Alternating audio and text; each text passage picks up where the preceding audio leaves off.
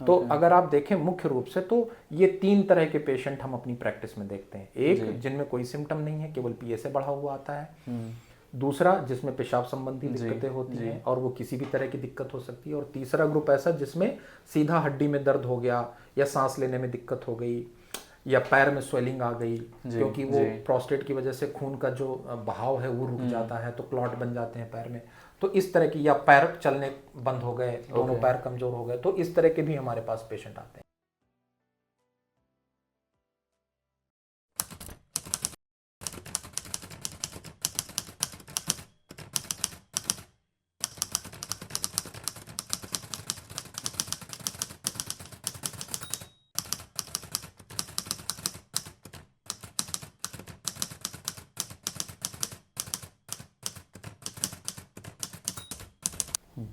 तो सर हमारा अगला सवाल है कि हम इसको डायग्नोस कैसे करें। तो अब आजकल हमारे पास बहुत अच्छे तरीके आ गए हैं इसकी डायग्नोसिस के। तो उसमें जैसे पीएसए बहुत अहम हिस्सा है। सबसे पहले पीएसए एक तरह का ब्लड टेस्ट होता है, बहुत ही सिंपल टेस्ट है। आपको ब्लड सैंपल देना, आजकल हर लैब में वो उपलब्ध है और बहुत ही मतलब नॉमिनल कॉस्ट में, बहुत ही कम पैसे में उपलब्ध है ये। जब पीएसए बढ़ा हुआ होता है, अगर हमें डाउट होता है तो हम एक फिंगर एग्जामिनेशन भी करते हैं। पॉटी के रास्ते पे फिंगर डाल करके प्रोस्टेट को छूते हैं, देखते हैं उसमें कोई हार्डनेस है कि नहीं है। तो कभी कभी जब डिसीज जब बहुत एडवांस होती है तभी हार्डनेस फील होती है, तो वो डेफिनेट टेस्ट नहीं है। पीएसए में अगर बढ़ा हुआ है तो भी हम एमआरआई फिर कराते हैं। एमआरआई बहुत ही अच्छा इसमें टेस्ट है, बहुत ही हेल्पफुल टेस्ट है। और उसमें हमें पता चलता है, अगर मान लीजिए डाउट है तो फिर हम बायोप्सी करते हैं। और बायोप्सी भी आजकल कई तरीके की आ गई है। इसमें एक सिंपल अल्ट्रासाउंड गाइडेड बायोप्सी होती है जिसमें केवल 30 to 40% पेशेंट पकड़ में आते हैं। आजकल एक एमआरआई फ्यूजन बायोप्सी होती है, वो बहुत ही स्पेशलाइज्ड टाइप की बायोप्सी होती है। उसमें मोर देन 90% जो है इसमें पकड़ में आते हैं। और हम लोग, हाँ, और हम कई सेंटर में आजकल उपलब्ध है ये, जो बड़े हॉस्पिटल हैं, हमारे हॉस्पिटल में भी है, और हम लोग बहुत अच्छे से करते हैं इसको। और बहुत अच्छे रिजल्ट है इस बायोप्सी के। एवं छोटे छोटे जो लीजन है, जैसे 9 mm के लीजन है, 5 mm के लीजन है, जो बहुत ही शुरुआती स्टेज में है, वो भी हम इसमें बायोप्सी की वजह से पकड़ पाते हैं इसको। और फिर जब एक बार बायोप्सी हो जाती है तो पेट स्कैन कराते हैं। फिर उसके बाद देखते हैं बीमारी कहीं फैली है कि नहीं फैली है। तो स्टेज डिसाइड होती है कि किस स्टेज की बीमारी है, उसके आधार पर फिर इलाज डिसाइड करते हैं पेशेंट का। तो सर अब आते हैं इलाज के ऊपर। इसके विकल्प क्या क्या होते हैं? प्रोस्टेट कैंसर के इलाज के क्या क्या विकल्प होते हैं? तो प्रोस्टेट कैंसर के जो विकल्प हैं इलाज के, वो निर्धारित होते हैं कि प्रोस्टेट कैंसर कहाँ तक फैला हुआ है। तो आप मोटा मोटा ऐसे समझ सकते हैं कि 3 मुख्य कैटेगरी हो गई। एक की बीमारी केवल प्रोस्टेट के अंदर ही है, बाहर नहीं है। दूसरा ये है कि बीमारी प्रोस्टेट के बाहर निकल चुकी है लेकिन बहुत बाहर नहीं फैली, वहीं आसपास की गांठों में ही है। ठीक है। और तीसरा मोटा मोटा आप ऐसे समझ सकते हैं कि भी पूरे शरीर में फैल गई, या तो हड्डियों में फैल गई, लीवर में फैल गई, लंग्स में फैल गई। तो आप मुख्य रूप से ऐसे समझ सकते हैं कि ये 3 मुख्य कैटेगरी हैं। ठीक है। उसके हिसाब से हम डिसाइड करते हैं कि पेशेंट के लिए क्या ट्रीटमेंट होगा। तो जैसे मान लीजिए अगर पहली स्टेज में है या सेकंड स्टेज में, जिसमें केवल बीमारी प्रोस्टेट के अंदर में ही है, तो उसमें हम सर्जरी भी कर सकते हैं, उसका रेडिएशन भी कर सकते हैं, ऑब्जर्वेशन में भी रख सकते हैं। अब हम कई चीज़ें देखते हैं, जैसे पेशेंट की उम्र क्या है, उसकी लाइफ एक्सपेक्टेंसी क्या है, मतलब जैसे उसको हार्ट फेल हो गया है, हार्ट सही काम नहीं कर रहा है, लंग सही काम नहीं कर रहे हैं, उसकी लाइफ एक्सपेक्टेंसी ही नहीं है। तीसरा कि बीमारी कितनी एग्रेसिव है उसकी, क्योंकि हर प्रोस्टेट कैंसर एग्रेसिव नहीं होता, ये समझना बहुत जरूरी है। कुछ प्रोस्टेट कैंसर ऐसे भी होते हैं जिनको अगर हम ना भी ट्रीट करें तो उससे पेशेंट की डेथ नहीं हो सकती। अच्छा। डेथ किसी और वजह से होगी, तो ऐसे प्रोस्टेट कैंसर को ट्रीट करने की जरूरत नहीं होती है। लेकिन ऐसे भी प्रोस्टेट कैंसर होते हैं जो हमें 2 साल का भी टाइम नहीं देते हैं। आप कुछ भी कर लीजिए, वो प्रोग्रेस ही कर जाते हैं। तो इस तरह से हमें डिसाइड करना होता है कि इसमें जो है आगे बढ़ने की कितनी क्षमता है, शरीर में बाकी जगह फैल जाने की कितनी क्षमता, कितना एग्रेसिव प्रोस्टेट कैंसर है। दूसरा, प्रोस्टेट की पेशेंट की उम्र क्या है। तीसरा, उसके अंदर और क्या क्या बीमारियां हैं, उसकी लाइफ एक्सपेक्टेंसी क्या है। तो इन 3 फैक्टर्स को हम देखते हैं और डिसाइड करते हैं कि पेशेंट के लिए क्या ट्रीटमेंट इंपॉर्टेंट है। तो सर्जरी, जिसमें हम रोबोटिक सर्जरी आजकल बहुत ज़्यादा पॉपुलर है और बहुत अच्छा इलाज है, जिसमें हम पूरा प्रोस्टेट निकाल देते हैं। तो ऐसा तभी ज़्यादा हम करते हैं जब बीमारी प्रोस्टेट के अंदर हो, या बहुत थोड़ा भी अगर गई भी है तो बहुत ही पास में बीमारी हो, जिससे कि हम सारी बीमारी ऑपरेशन से निकाल सकें। दूसरा ऑप्शन रेडिएशन है, जिसमें वहीं पे हम सिकाई देते हैं। तीसरा हार्मोन थेरेपी भी होती है, हार्मोन थेरेपी भी रेडिएशन के साथ देते हैं। कभी कभी जैसे पेशेंट की लाइफ एक्सपेक्टेंसी कम है तो हम केवल हार्मोन थेरेपी भी दे सकते हैं, या फिर हम केवल ऑब्जर्वेशन पे भी छोड़ सकते हैं। अब बात आई कि मान लीजिए बीमारी पूरे शरीर में फैली है, तो उसको हम थोड़ा दूसरे तरीके से ट्रीट करते हैं। तो उसमें हम मुख्यतः, चूंकि बीमारी ऑलरेडी फैल चुकी है, तो उसमें सर्जरी का कोई बहुत ज़्यादा रोल नहीं होता है, कुछ सीमित कंडीशन को छोड़ करके। नहीं तो ज़्यादातर में हम हार्मोन थेरेपी ही देते हैं और उसी पर निर्भर करते हैं। हार्मोन थेरेपी क्या करती है कि टेस्टोस्टेरोन को कम कर देती है, और ये बहुत इंपॉर्टेंट डिस्कवरी है। इसके लिए नोबेल प्राइज़ भी मिला हुआ है जिस साइंटिस्ट ने इसको डिस्कवर किया था, कि हम अगर टेस्टोस्टेरोन को शरीर में कम कर देंगे तो प्रोस्टेट कैंसर की जो सेल्स होती हैं, जो कैंसर सेल्स होती हैं, वो अपने आप मरना शुरू हो जाती हैं। बट ये केवल इतनी तक ही सीमित नहीं है किस्सा, ये कहानी। होता क्या है, थोड़े समय बाद जो है जो सेल्स होती हैं वो रेजिस्टेंट हो जाती हैं ट्रीटमेंट से। तो फिर हमें दूसरा ट्रीटमेंट देना पड़ता है, फिर तीसरा ट्रीटमेंट देना पड़ता है, फिर चौथा ट्रीटमेंट देना पड़ता है। इस तरह से उनका ट्रीटमेंट चलता रहता है। क्या इस सर्जरी से उनकी यूरिनरी और सेक्सुअल लाइफ में भी इम्पैक्ट पड़ता है? तो अब जब अगर मान लीजिए बीमारी केवल प्रोस्टेट तक सीमित है और हम उनको सर्जरी कर रहे हैं, रोबोटिक सर्जरी जिसमें पूरा प्रोस्टेट निकालेंगे, या हम उसमें रेडिएशन दे रहे हैं, तो कुछ ना कुछ तो साइड इफेक्ट होते हैं, लेकिन वो मतलब लंबे समय तक नहीं रहते, थोड़े समय के लिए, थोड़े टाइम के लिए होते हैं। जैसे अगर हम सर्जरी करते हैं तो हो सकता है थोड़े समय के लिए यूरिन का कंट्रोल ना रहे, पेशेंट थोड़ा यूरिन कंट्रोल कर पाएगा, थोड़ा नहीं कर पाएगा, तो उस समय के लिए डायपर से मैनेज करते हैं। बट हमारे अपने रिजल्ट कहते हैं कि 3 महीने में 80% लोगों का कंट्रोल आ जाता है, और 1 साल के अंदर 95% से ज़्यादा लोगों का यूरिन का कंट्रोल आ जाता है। दूसरा ये होता है कि इरेक्शन का इशूज आते हैं। वो इसलिए क्योंकि जो उसके लिए जो नर्व्स जो जिम्मेदार होती हैं वो प्रोस्टेट से बिल्कुल चिपक करके रहती हैं। तो जब भी हम ऑपरेशन करते हैं तो कुछ ही ऐसे पेशेंट क्योंकि अभी हमारे यहाँ बहुत कम ऐसे पेशेंट होते हैं जो बहुत इनिशियल स्टेज में आते हैं जिनमें हम वो नर्व बचा पाएँ। ज़्यादातर किस्से ऐसे ही होते हैं जिनमें थोड़ा सा बीमारी फैली होती है, हमें वो नर्व भी निकालनी पड़ती है प्रोस्टेट के साथ में, तो फिर ये इश्यूज आते हैं। लेकिन अगर हम नर्व बचा भी रहे हैं तो 50 to 60 या 70% लोगों में रिकवरी हो भी जाती है विद टाइम। ये अगर हम रेडिएशन हम दे रहे हैं शुरुआत में तो यूरिन का कंट्रोल तो बचा रहता है, लेकिन इरेक्शन संबंधी दिक्कत उसमें भी आती है क्योंकि उसके साथ हमें हार्मोन देना पड़ता है, और बाद में कुछ थोड़ी बहुत तकलीफ भी आ सकती हैं।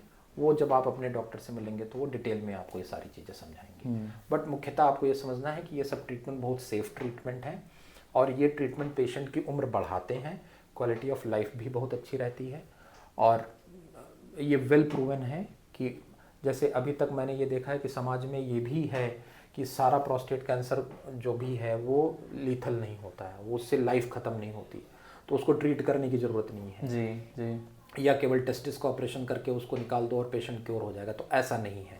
हर प्रोस्टेट कैंसर को अलग पेशेंट के नज़रिए से देखना चाहिए।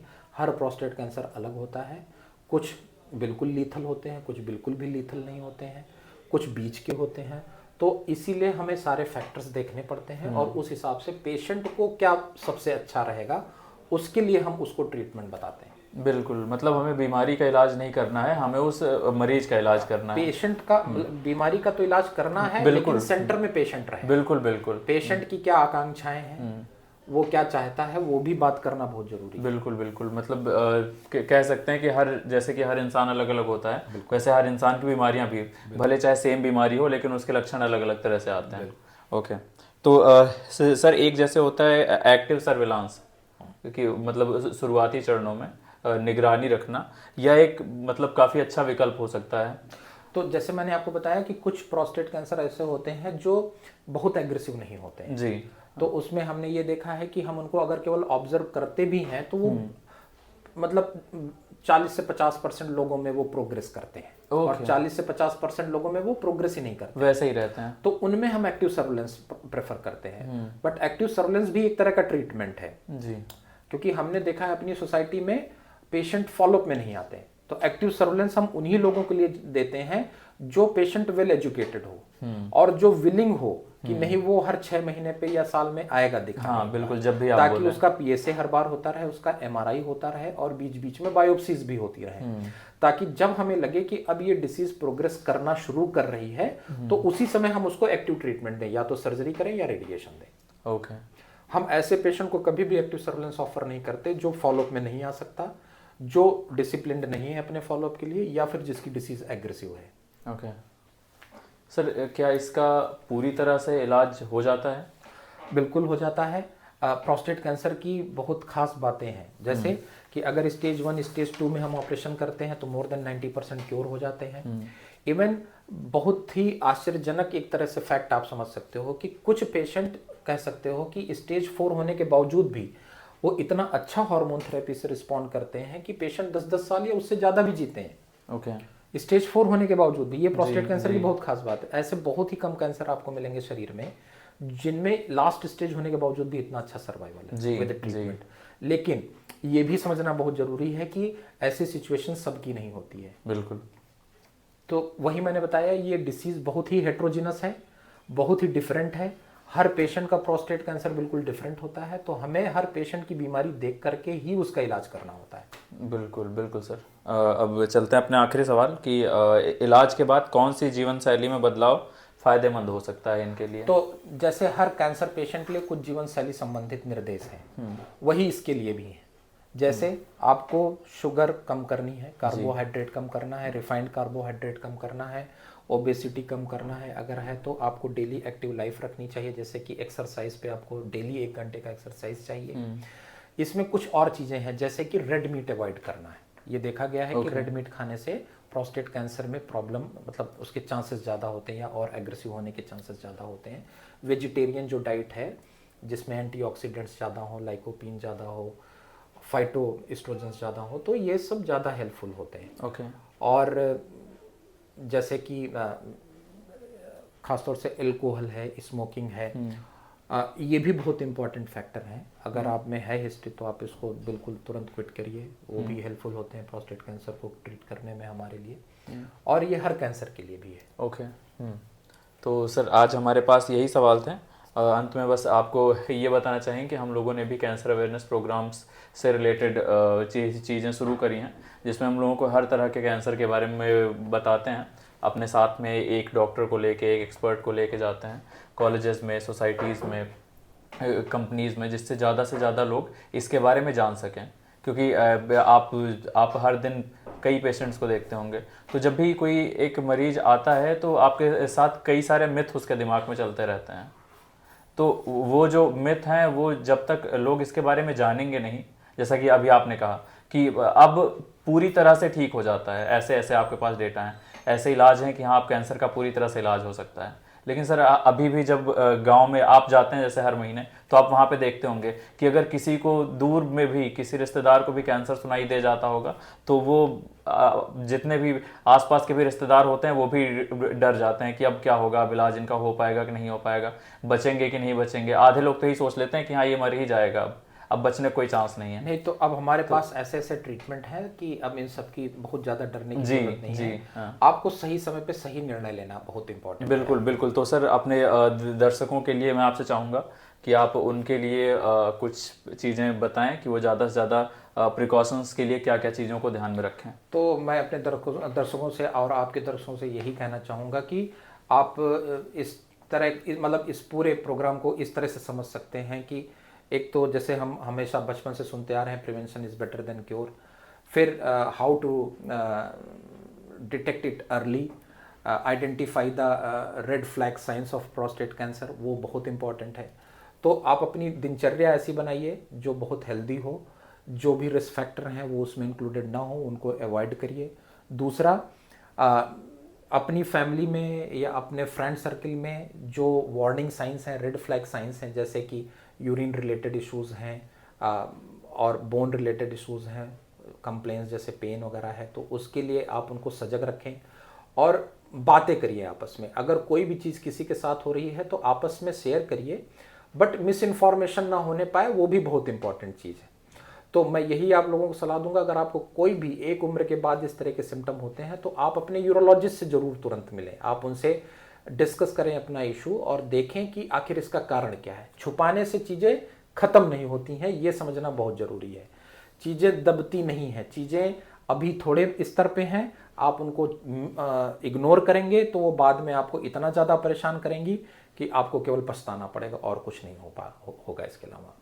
बिल्कुल। तो जैसा कि आज का हमारा जो वीडियो था वो प्रोस्टेट कैंसर के ऊपर था, इसके बारे में सर ने बहुत सारी चीज़ें बताई जिन चीज़ों का हम ध्यान रखेंगे और इसी के साथ आज का ये वीडियो हम यहीं पे समाप्त करते हैं। Thank you so much sir. Thank you.